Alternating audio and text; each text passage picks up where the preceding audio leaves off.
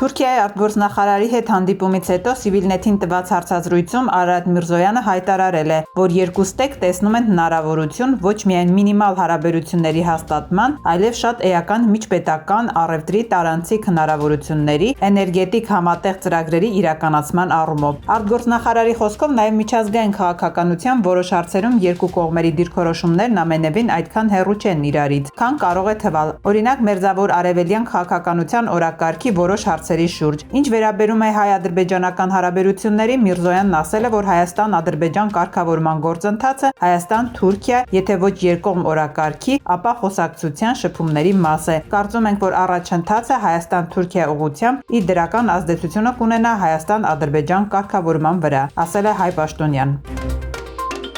Սյունի կատարած այցի ընթացքում Նիկոլ Փաշինյանը նախօրեին այցելել է Շվանիձոր, որտեղ քաղաքացիները բարձրացրել են խմելու ջրի հարցը։ Բնակիչները բողոքել են, որ տարվա ընթացքում 5-ից 6 ամիս ջուր չեն ունենում։ Ստիպված այլ համայնքներից են մեքենաներով ջուր բերում։ Բողոքներին ի պատասխան Փաշինյանն ինքնատիրապետումը կորցրել է, երբ տեսել է ցայտ աղբյուրից հոսող ջուրը։ Ուզում եմ ասեմ, որ գալիս եմ կանգնում։ Ասում եք ջուր չի լինում, օրերով ջուր չնում եք այդեմ չր, ասում եմ ինչ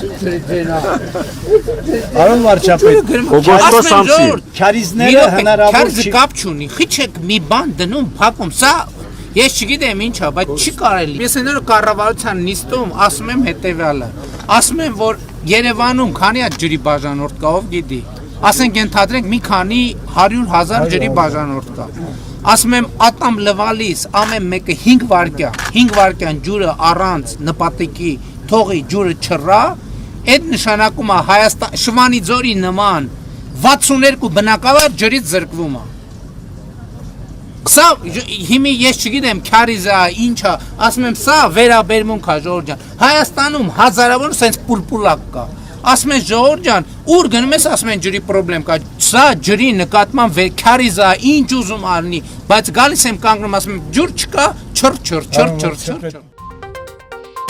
Օրեր առաջ կրակոցներ են հնչել Դվին հյուրանոցային համալիրում։ Ապրիլի 10-ին երեկոյան դեռևս անհայտ տեսակի զենքից կրակել եւ վնասել են 10-րդ հարկի 2-րդ ֆասադային պատուհանները։ Բարեբախտաբար տուժածներ չկան։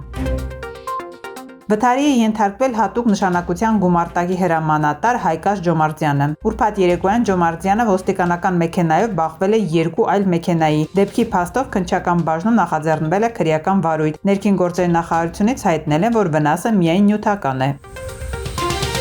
Ըստ ուկրաինական կողմի Ռուսաստանն այսօր հրթիռային հարված է հասցրել Սումի քաղաքին։ Զոհերի թիվը հասել է 32-ի։ Կա 99 տուժած, այդ թվում 11 երեխա։ Ուկրաինայի նախագահ Վլադիմիր Զելենսկու խոսքով Մոսկվան կիրառել է բալիստիկ հրթիռ։ Նշենք, որ այսօր թուրքական լրատվամիջոցները հայտնեցին, որ Ռուսաստանի եւ Ուկրաինայի միջև առաջին ուղիղ բանակցությունները տեղի կունենան ապրիլի 15-ից 16-ը Անկարայում։ Երկրները կբանակցեն Սև ծովում նավագնացության անվտանգության շուրջ։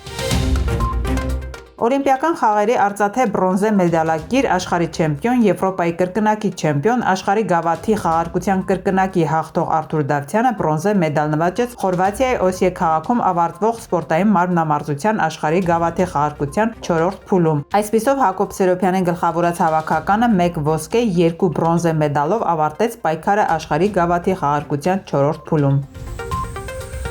Օլիմպիական խաղերի ոսկե, կրկնակի արծաթե եւ բրոնզե մեդալակիր, աշխարհի քառակի, Եվրոպայի 7-հակի չեմպիոն Արթուր Ալեքսանյանը չի մասնակցի բրոնզե մեդալի համար գոտեմարտին։ Պատճառը ճակատի վնասվածքի այդ ուսվածությունն է։ Հիշեցնենք, որ Երևանում անցկացված հավաքի ընթացքում օլիմպիական չեմպիոնը ճակատի վնասվածք էր ստացել։ Նախորդ օրվա նախնական գոտեմարտերից հետո Արթուր Ալեքսանյանի վնասվածքն այտուցվել է։ Բժիշկների խորհրդով Եվրոպայի 7-հակի չեմպիոնը բրոնզե մեդալի գոտեմարտին չի մասնակցի։